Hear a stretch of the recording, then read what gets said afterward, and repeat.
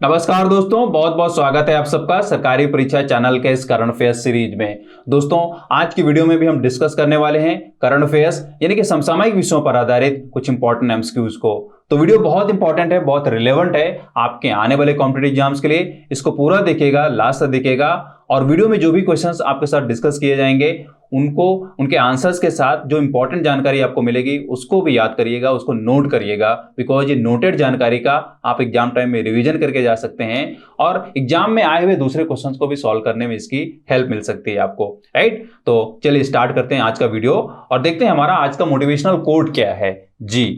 तो आज का हमारा मोटिवेशनल कोट है, energy and persistence conquer all things. जी हाँ, मतलब आप कोई भी काम फिनिश करना चाह रहे हैं, कोई भी लक्ष्य हासिल करना चाह रहे हैं, तो उसमें अगर एनर्जी है और परसिस्टेंस है, यानी कि अगर आप पूरी शक्ति से वो काम करना चाह रहे हैं, पूरी शक्ति से आप उस लक्ष्य को पाना चाह रहे हैं और उसमें दृढ़ संकल्पता है, यानी कि आपने दृढ़ता से या पूरी की पूरी कमिटमेंट ली हुई है कि आप उस काम को पूरा कर पाएंगे इस टाइम पीरियड में, या आप अपने लक्ष्य को इस टाइम पीरियड में हासिल करके ही रहेंगे। जो भी है, मतलब कि जैसे भी बोला जाता है ना कि मतलब जैसे भी होगा मैं अपने इस काम को पूरा करके रहूंगा, जैसे भी होगा मैं अपने इस लक्ष्य को पूरा करके रहूंगा।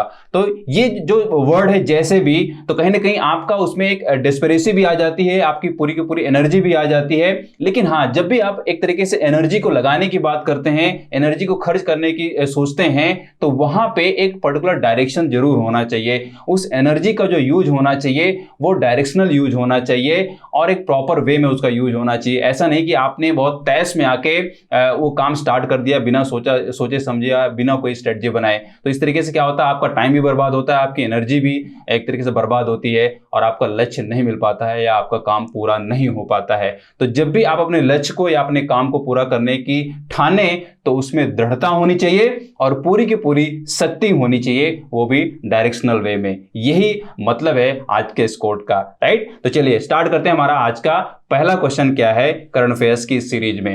देखते हैं हमारा first question, What is the rank of India in the global ranking of democracy index 2021 released by the Economist Intelligence Unit EIU? The Economist Intelligence Unit EIU द्वारा जारी लोकतंत्र सूचकांक 2021 की वैश्विक सूचकांक में भारत का स्थान क्या है? यहाँ पे ऑप्शंस गिवन है, फर्स्ट, सेकंड, 45 या 46। चलिए करेक्ट ऑप्शन जान लेते हैं फटाफट। करेक्ट ऑप्शन यहाँ पे है 46। जी, भारत का स्थान कितना है? 46 है। और किस में बात की जा रही है? एक इंडेक्स है जिसका नाम है डेमोक्रेसी इंडेक्स 2021। राइट, और ये जो इंडेक्स है वो इकोनॉमिस्ट इंटेलिजेंस यूनिट EIU द्वारा जारी किया जाता है। राइट, अच्छे से याद कर लें, भारत का जो स्थान है वो क्या है? 46 है। अगर हम बात करें कि इस इंडेक्स में पहला स्थान किसको मिला है, तो मैं आपको बता दूं, पहला जो स्थान मिला है वह नॉर्वे को मिला है। किसको मिला है? नॉर्वे कंट्री को मिला है। राइट, और अगर हम बात करें कि सेकंड पोजीशन पे कौन आया है, तो सेकंड पोजीशन पे आया है न्यूजीलैंड। कौन आया है? न्यूजीलैंड। राइट, ये आप अच्छे तरीके से याद कर लीजिए। फर्स्ट पे नॉर्वे है, सेकंड पे न्यूजीलैंड है और तीसरे पे फिनलैंड है। थर्ड कौन सा है? फिनलैंड है। Right,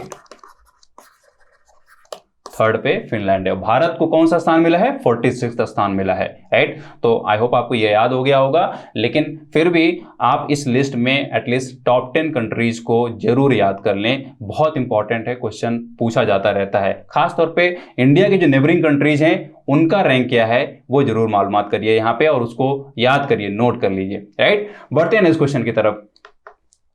Industrialist and former chairman of Bajaj Group, Rahul Bajaj, who passed away recently, was conferred with which highest civilian award of India? हाल ही में उद्योगपति और बजाज समूह के पूर्व अध्यक्ष राहुल बजाज का निधन हो गया है। उन्हें भारत के किस सर्वोच्च नागरिक पुरस्कार से सम्मानित किया गया था? यहाँ पे ऑप्शन गिवन है, भारत रत्न, पद्मश्री, पद्म भूषण या पद्म भूषण। चलिए करेक्ट ऑप्शन जान लेते हैं। करेक्ट ऑप्शन यहाँ पे है पद्म भूषण। जी हाँ, पद्म भूषण पुरस्कार दिया गया था बजाज समूह के पूर्व अध्यक्ष राहुल बजाज को। बहुत जाना माना नाम है, आप लोगों में से बहुत ये नाम जानते होंगे, जो नहीं जानते हैं जरूर यहाँ पे याद कर लें। और मैं उनको बता दूं कि राहुल बजाज की ही देन है कि आप लोगों में से बहुत सारे लोगों ने बजाज की स्कूटर को चलाया होगा, उसका अनुभव लिया होगा।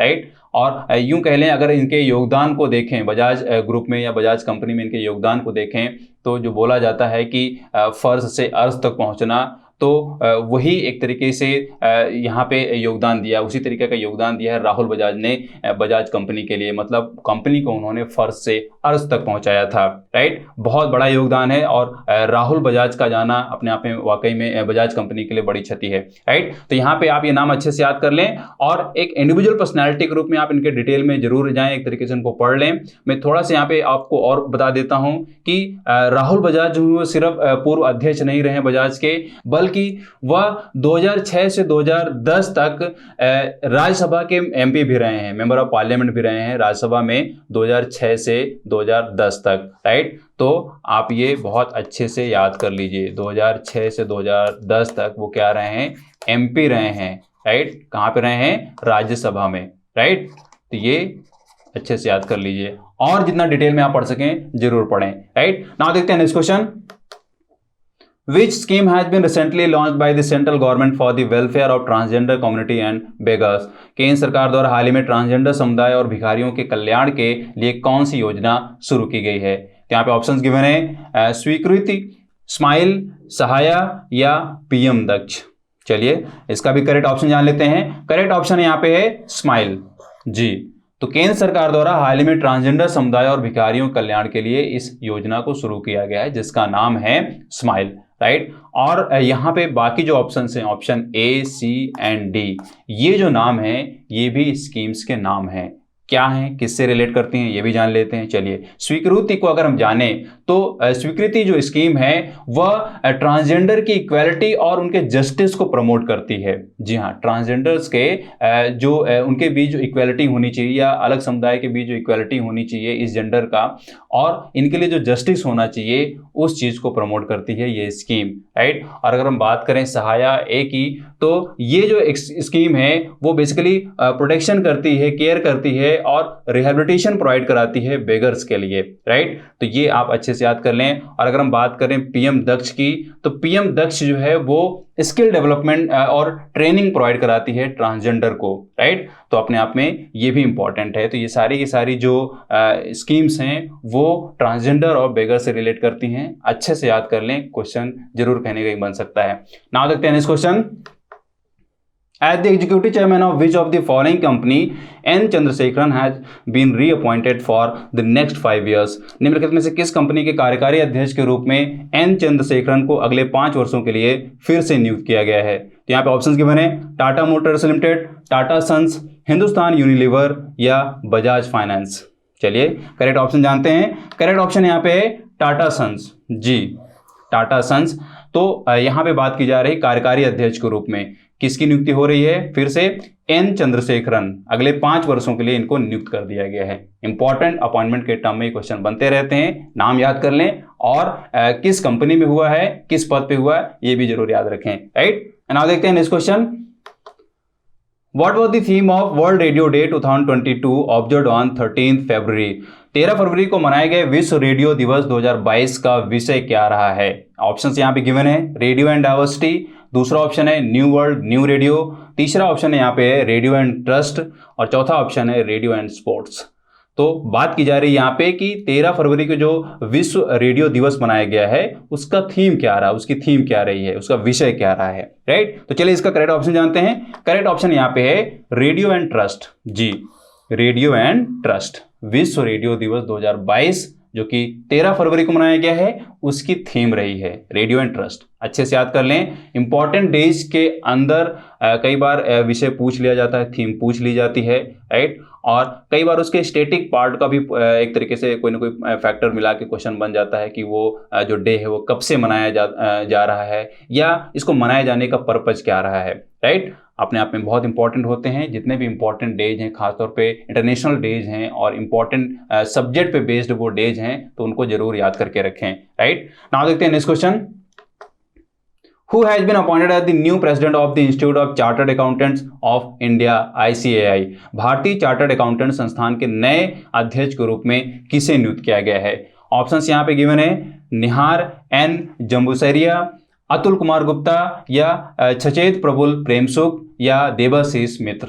तो यहाँ पे अपॉइंटमेंट की बात हो रही है और कहाँ पे हो रही है? ICAI, जी, यहाँ पे ICAI के प्रेसिडेंट के रूप में अपॉइंटमेंट की बात हो रही है। तो करेक्ट ऑप्शन जान लेते हैं। करेक्ट ऑप्शन यहाँ पे है देवाशीष मित्र। जी, देवाशीष मित्र को यहाँ पे ICAI का प्रेसिडेंट अपॉइंट किया गया है, नया प्रेसिडेंट अपॉइंट किया गया है। ICAI जिसका फुल फॉर्म होता है institute of chartered accountants of India. और अगर इस इंस्टीट्यूट की बात करें तो मैं आपको बता दूं कि ये जो इंस्टीट्यूट है वो वर्ल्ड का सेकंड लार्जेस्ट अकाउंटिंग इंस्टीट्यूट है, राइट, और इंडिया का लार्जेस्ट अकाउंटिंग इंस्टीट्यूट है। इसी की देखरेख में जो चार्टर्ड अकाउंट्स बनते हैं, जो चार्टर्ड अकाउंटेंट के लिए एग्जाम्स होते हैं, यही इंस्टीट्यूट एग्जाम कंडक्ट कराता है। यही पूरे भारत में जितने भी चार्टर्ड अकाउंट्स हैं उनके लिए गाइडलाइन जारी करता है, या जो चार्टर्ड अकाउंटेंट्स के संघ हैं, यूनियंस हैं, उनको मॉनिटर करता है, राइट। अपने आप में बहुत इंपॉर्टेंट है, राइट। इस इंस्टीट्यूट का अब तक क्या योगदान रहा है, इसका कब इसको एस्टेब्लिश किया गया था, और इसको एस्टेब्लिश करने का मेन पर्पज क्या रहा है, इसको एक सब्जेक्ट के रूप में जरूर आप पढ़ें और इंपॉर्टेंट जानकारी को याद करें। क्वेश्चन इसके टर्म में कई बार बनते रहे और डेफिनेटली आगे भी बनता रहेगा, बिकॉज ये अपने आप में एक इंपॉर्टेंट इंस्टीट्यूशन है, राइट। नाउ देखते हैं next question. Who is the author of the new book India Africa Relations Changing Horizons? नई पुस्तक India Africa relations changing horizon के लेखक कौन हैं? ऑप्शंस गिवन है यहाँ पे, आकाश कंसल, सुभाष गर्ग, राजीव भाटिया या धीरेन्द्र झा। चलिए यहाँ पे बात की जा रही है India Africa relations changing horizon के लेखक का, एक राइटर का नाम पूछा जा रहा है और बुक का नाम है India Africa relations changing horizons, right. तो चलिए करेक्ट ऑप्शन जान लेते हैं। करेक्ट ऑप्शन यहाँ पे है राजीव भाटिया, राइट। ये आप अच्छे से याद कर लें। और अगर मैं आपको बता दूं कि ये जो ऑप्शंस हैं, ऑप्शन A, B, D, तो ये भी आज की डेट के लेखक हैं, मतलब मॉडर्न डेज के लेखक हैं, राइटर्स हैं, डिफरेंट फील्ड्स में ये राइटिंग कर रहे हैं, राइट। आप इनको इंडिविजुअली पढ़ सकते हैं और इनकी राइटिंग्स को भी समझ सकते हैं कि इनकी फेमस राइटिंग्स क्या हैं। फिलहाल आप जानिए कि राजीव भाटिया जो हैं वो India Africa relations changing horizons के राइटर हैं, लेखक हैं, राइट। नाउ देखते हैं next question. Who has launched the first color souvenir coin on Panchatantra? Panchatantra पर पहला रंगीन स्मारिका सिक्का का उद्घाटन किसने किया है या किसने इसको लॉन्च किया है? ऑप्शंस यहाँ पे गिवन है, शक्तिकांत दास, निर्मला सीतारमण, अमित शाह या नरेंद्र मोदी। तो चलिए इसका भी करेक्ट ऑप्शन जानते हैं। करेक्ट ऑप्शन यहाँ पे है निर्मला सीतारमण। जी, निर्मला सीतारमण ने पंचतत्व पर आधारित एक रंगीन स्मारिका सिक्का को लॉन्च किया है, मतलब एक कलर सोवेनिर कॉइन को उद्घाटित किया है, इसको लॉन्च किया है, राइट। तो अपने आप में इंपॉर्टेंट है, ये फर्स्ट कलर सोवेनिर कॉइन है, राइट। और किस पे बेस्ड है? पंचतंत्र पे बेस्ड है, राइट। और मैं आपको बता दूं कि यह जो कॉइन है वो किस मौके पे लॉन्च किया गया है, ये भी बहुत इंपॉर्टेंट है। तो आप जान लीजिए कि यह जो कॉइन है वह SPMCIL कंपनी के 17th फाउंडेशन डे पे रखा गया है। SPMCIL, right. इसका 17th फाउंडेशन डे मनाया गया है, राइट। और उस उपलक्ष्य पे ये सिक्का जारी किया गया है, राइट। बहुत इंपॉर्टेंट है। SPMCIL ये जो कंपनी है वो भारत की जो एक तरीके से, मतलब अगर इसका मैं फुल फॉर्म आपको बताऊं तो आप फुल फॉर्म से ही समझ जाएंगे।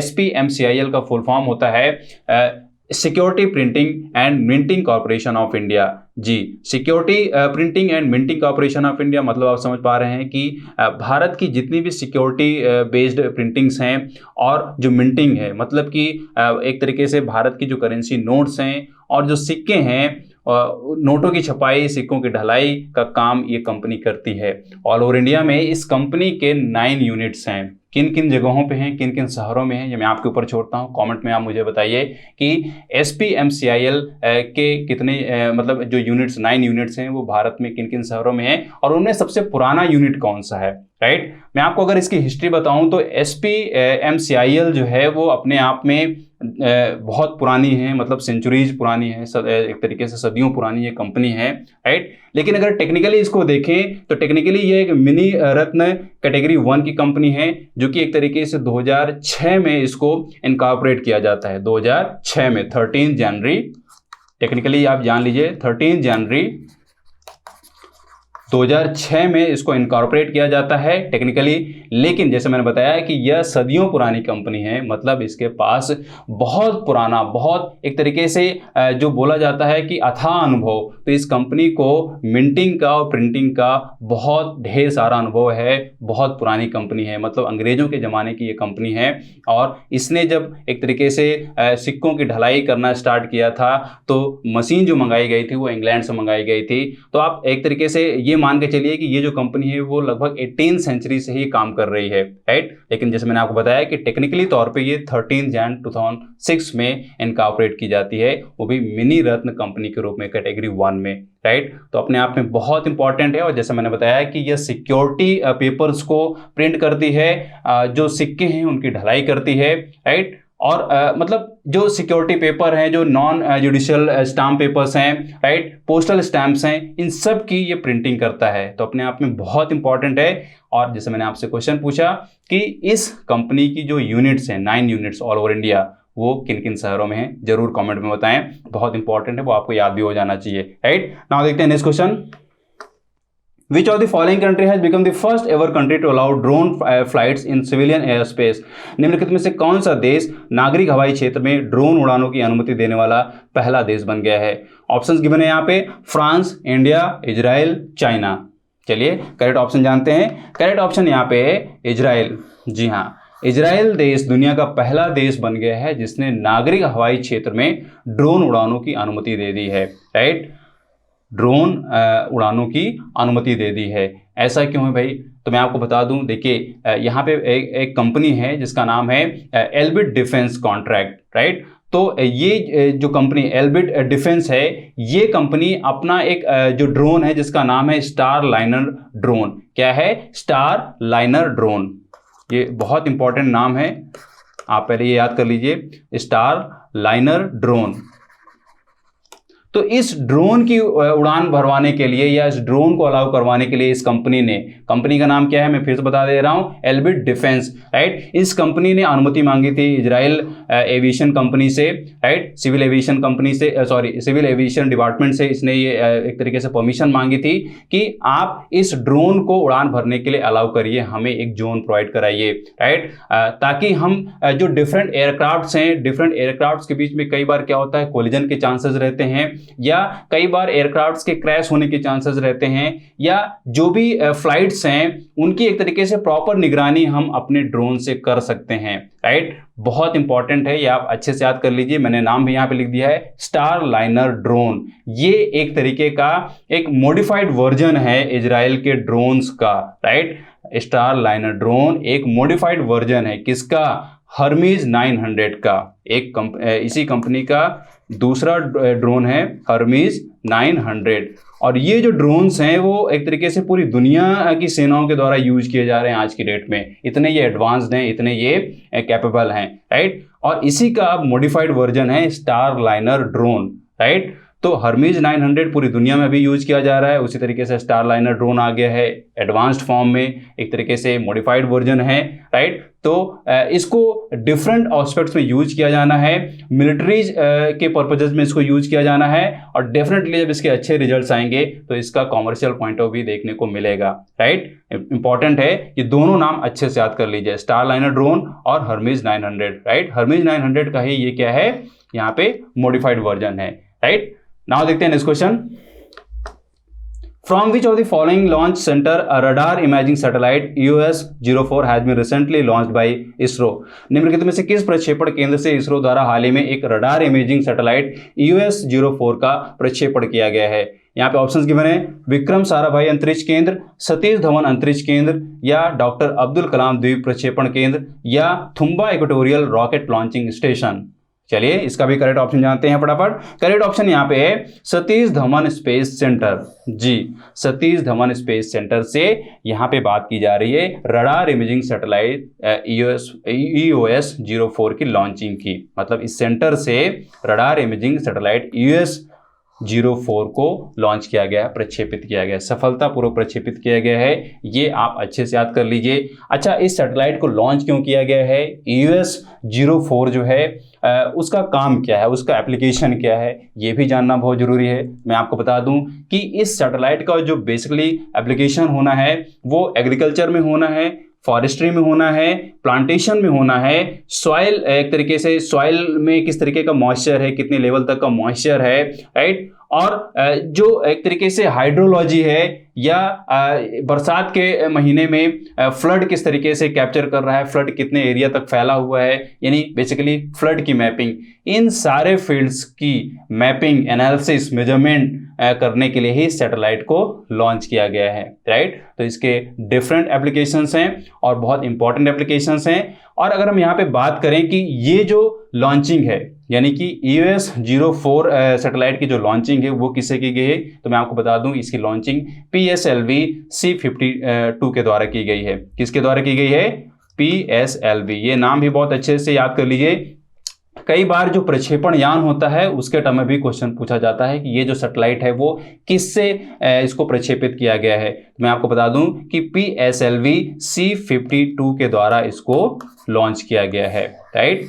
और ये सिर्फ PSLV C-52 सिर्फ US-04 को प्रक्षेपित नहीं करता है, साथ में वो क्या करता है, INS-2DD को भी प्रक्षेपित करता है और इंस्पायर सैटेलाइट 1 को भी लॉन्च करता है, राइट। तो ये 2 सैटेलाइट को और लॉन्च करता है, साथ में इनके भी डिफरेंट एप्लीकेशंस हैं, आप उनको भी डिटेल में जरूर पढ़ सकते हैं, राइट। लेकिन यहाँ पे इंपॉर्टेंट बात आप एक चीज और जान लीजिए, वो ये है कि इस साल यानी कि 2022 में इसरो की ये एक तरीके से पहला प्रक्षेपण है, 2022 का ये पहला प्रक्षेपण है, ये पहला लॉन्च मिशन है, राइट। और इस लॉन्च मिशन में उसने क्या लॉन्च किया है? US-04, right. और मैं आपको बताऊं कि अगर PSLV की बात कर लें, यानी कि PSLV C-52 की बात कर लें, तो ये PSLV की 54वीं उड़ान है। कौन सी उड़ान है? 54वीं, 54th फ्लाइट है, राइट। ये भी आप अच्छे से याद कर लें। अब तक की ये उड़ान की बात की जा रही है, PSLV की 54th उड़ान है, राइट। और इस 54th उड़ान में 2022 की पहली लॉन्चिंग हुई है US-04 के रूप में, राइट, जिसके बहुत डिफरेंट एप्लीकेशंस हैं। इसको डिटेल में जरूर पढ़िएगा, ये क्वेश्चन में जरूर कहीं ना कहीं पूछा जाने वाला है, राइट। दोस्तों, यही थे हमारे आज के इंपॉर्टेंट क्वेश्चंस। आपके आने वाले एग्जाम्स के लिए होपफुली ये हेल्प करेंगे या वहां पे डायरेक्टली पूछे जा सकते हैं। और इन क्वेश्चंस के आंसर को जरूर याद कर लें, डिटेल की जानकारी को आपने नोट जरूर कर लिया होगा। हो सके तो खुद से यहाँ पे कुछ क्वेश्चंस बनाने की कोशिश करें, या मैंने जो आपको बताया कि डायमेंशनल फॉर्म में आप उस जानकारी को इकट्ठा करें, एक तरीके से खुद से रिसर्च करें और एक नोटबुक बनाते चलें। बिकॉज ये नोटबुक जो आप बनाते हैं एग्जाम टाइम में, आप इसको क्विकली रिवाइज कर सकते हैं और एग्जाम में आए हुए क्वेश्चंस को सॉल्व करने में वहां पे आपको मदद मिल सकती है, राइट। वीडियो अगर आपको हेल्पफुल लगी तो इसको लाइक करें, शेयर करें, और अगर आप चैनल में नए हैं तो इसको आप सब्सक्राइब कर लें, साथ में बेल आइकन को प्रेस कर लें ताकि इंपॉर्टेंट वीडियोज आपसे मिस ना हो। और अगर आप ज़्यादा से ज़्यादा करंट अफेयर्स पढ़ना चाह रहे हैं तो आप हमारी साइट पर जाइए, वहां पे आपको डेली करंट अफेयर्स दी जाती है, वो भी पॉइंट वाइज, ताकि आप उसको आसानी से पढ़ पाएं, याद कर पाएं और उसकी नोट्स भी बना पाएं, राइट। और अगर आप सोशल मीडिया में फेसबुक, इंस्टाग्राम और टेलीग्राम पे हैं, वहां पे भी आप हमको फॉलो करें, वहां पे भी हम आपको एग्जाम से रिलेटेड बहुत सारी जानकारी देते रहते हैं, राइट। तो जरूर आपसे जुड़ें सोशल मीडिया से और वेबसाइट से भी, जहां पे आपको करंट अफेयर्स या डेली क्विज भी आपको वहां पे करने को मिल सकता है, राइट। तो पढ़ते रहिए, मस्त रहिए, मिलता हूं आपसे नेक्स्ट वीडियो में। तब तक have a nice day, great day and thank you.